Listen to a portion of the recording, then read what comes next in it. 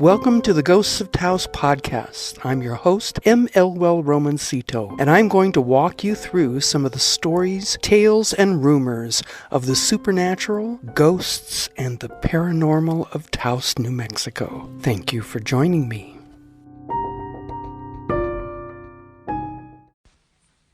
If you haven't heard about Anchor, it's the easiest way to make a podcast. Let me explain. It's free. There's creation tools that allow you to record and edit your podcast right from your phone or computer. Anchor will distribute your podcast for you so it can be heard on Spotify, Apple Podcast, and many, many more platforms. You can make money from your podcast with no minimum listenership. It's everything you need to make a podcast in one place. Download the free Anchor app or go to anchor.fm to get started. Season 1, Episode 3, Spooky Stays. I get asked a lot, where's the best place to stay in Taos for a paranormal experience? My goodness, I really don't have a great answer, simply because, well, actually, I do have a great answer. Just about any place that you stay, your chances of having a spooky experience is pretty high. I really only have a chance to talk about a couple of things here in the time that I've given myself for these podcasts. Just sit back and listen to these. I'm going to start with the Taos Inn. I really am not even going to get around to great locations like La Fonda, San Geronimo Lodge. Oh my gosh. The list goes on and on. The Kachina Lodge. The El Monte Sagrado has its share of stories. It's continuous. I get emails, I get phone calls.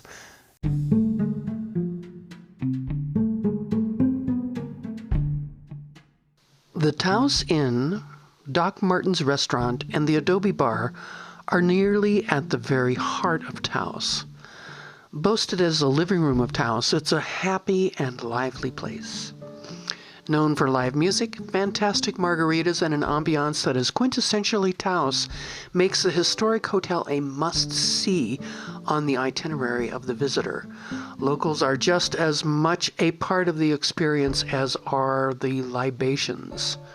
The inn started as a cluster of old adobes surrounding a little well on a tiny plaza. Dr. T.P. Martin and his family bought it in the early 1920s. The original buildings date back to the early 1800s. They were even once owned by next-door neighbor Arthur Manby. T.P. and his second wife, Helen, named the little complex the Martin Apartments. They lived in the northern part of it while the doctor set up his practice in what is now the restaurant. One of the sections of the living room was actually an operating room. Many a stabbing or gunshot victim were stitched up and walked away, while a fair number never made it off the table. Martin was known for accepting bartered items like livestock and food in payment for his services. This was an annoyance to his neighbor Manby, but a boon to the growing art colony of Taos and a native population who were not quite as familiar with the currency economy.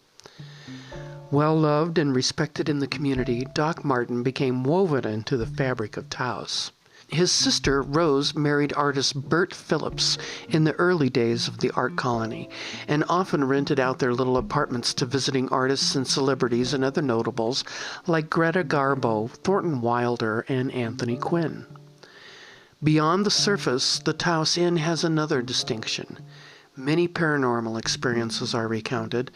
Whether you're a busboy taking a break in the cool air of a summer evening, or you're a guest staying in one of the small, quaint rooms in the older section of the hotel, chances are you will have come into contact with something that is not of this world. The claims at the Taos Inn of paranormal activity include staff accounts of being in the kitchen and hearing their name called from another part of the restaurant. Sounds of silverware and clatter are heard coming from the empty kitchen. The soft sounds of footsteps have been heard in an otherwise empty dining room. Another claim I've heard is from a guest's point of view. A woman reported to me that she was resting in bed while her roommate took a shower, and it felt like someone sat at the foot of her bed. She said she thought somehow her friend had left the shower running and come in and sat on the bed, but when she looked, there was nothing there, and her friend was still in the shower. And then there's the story that a woman who stayed there during Memorial Weekend called me about. And stay, which I've stayed at before, at the Taos Inn. Right.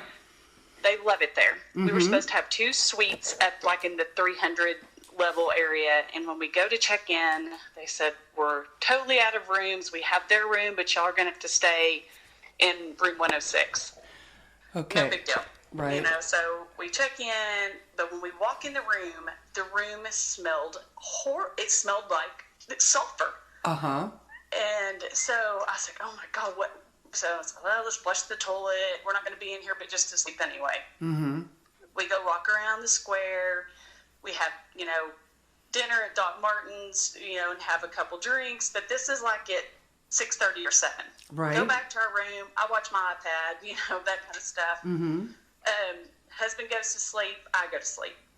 About 1:30 in the morning, I hear what would be the equivalent of maybe a window moving, or maybe the blinds, because they have shutters over the windows. Right.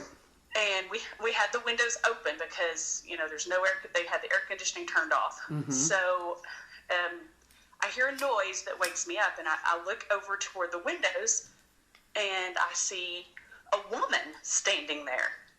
And I don't know if you have children, but I equate it to when you first wake up and your mind tries to process what you're seeing. Mm-hmm. Kind of like when your kids wake you up and you're like, oh God, what's going on? Right, my first thought was, why is my mother-in-law standing in my room?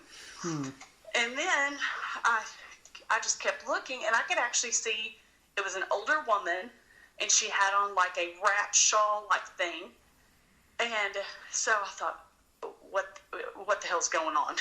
So I closed my eyes, and I thought, okay, I'm going to look back, and I'm going to be seeing things. And I look back, and she's not there anymore, but now she's standing beside our bed. Oh, crap. Near my husband, because he was near the windows, and she's like leaning over him, like peering at him. Mm.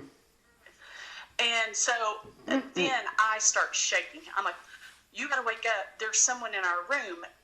At this time, I'm not thinking ghost. I'm thinking somebody's in our room. Wake up, wake up. He's like, okay, there's nobody in our room. You need to go back to sleep. I'm terrified. So I'm like under the covers. Mm-hmm. I actually get up and take a Unisom because I can't go to sleep. I'm terrified. Mm-hmm. Well, about 3:30, I don't know if the sound woke me up, but I woke up again.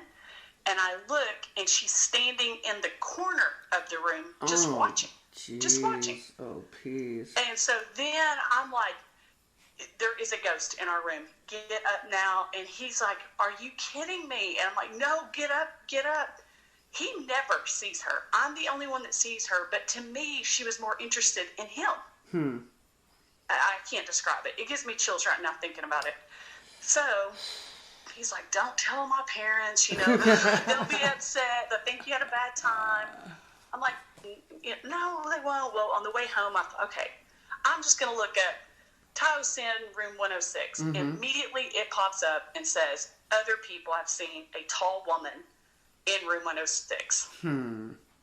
Wow. So then I'm like terrified because I start adding everything together, and I'm like, okay, the room smelled funny. Mm-hmm. Everything just added up to be, and I could describe what she was even wearing. It just seemed it was so real. The book, Ghosts and Haunted Places of Taos, is written and illustrated by M. Elwell Romancito and is available on our website, ghostsoftaos.com, and through lulu.com.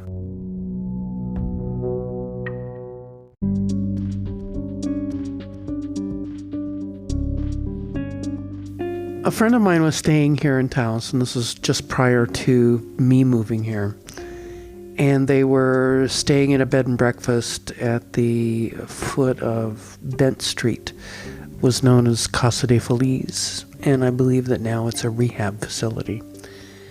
My friend called me and said that I would really like Taos and that I should consider checking it out as a place to move to. But he also told me that he was having trouble sleeping because in his room, in this bed and breakfast, whenever he would try to sleep, the place felt like it was filled with people. And they all wanted to talk with him. He said that there was this fellow who pressed his way to the front and insisted that everyone understand, and especially my friend understand, that he did not do it. And what it seemed like the fellow was talking about was a fire. And this guy seemed like he had been lynched, like he had been hung and tarred and feathered and burned. Years later, that ghost, that man who was trying to talk with my friend, made an appearance, not to me, but to someone who was just coming through town. This had to have been 1998, and I was working in a building that is now Tuesday morning. When we opened, there was a man who was like right there, and one of the first things he asked us was, what did we know about the history of the building? And all we knew was that it had been an old grocery store at one time, and even a yellow front. It really does look like an old grocery store parking lot. So this guy said that he was coming through town at 2 o'clock in the morning, and he was stopped at the light right there near McDonald's and was getting ready to turn onto Placitas. And it looked like this building, the one that we were in, was on fire. And he said that he was so convinced that there was a fire, he actually pulled up into the parking lot and was going to call 911. And as he pulled up, his headlights hit the front of the building, and he could see inside the building, on the other side of a plate glass window, a man. And the man looked like he was trying to get the driver's attention, and he was trying to get him to help him to get out. He was pounding on the glass, and he described the man as looking like he had been burned. Now, the man pulls up as close as he can, and he said that he was looking for something to break that window to let this man out. And as he was looking, all of the fire, the smoke, the steam, the billowing clouds, the man disappeared. Now he wanted to know what we knew about that building or the area. The only thing that we could think of to tell him was that there had been lots of fires in the Taos Plaza area.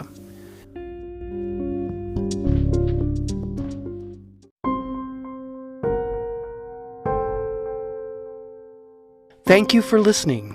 If you're curious about the podcast, your host, our stories, or other information about the Ghosts of Taos, visit our website at ghostsoftaos.com for photos, videos, books, and more. I hope you'll join me again for the Ghosts of Taos podcast. Until next time.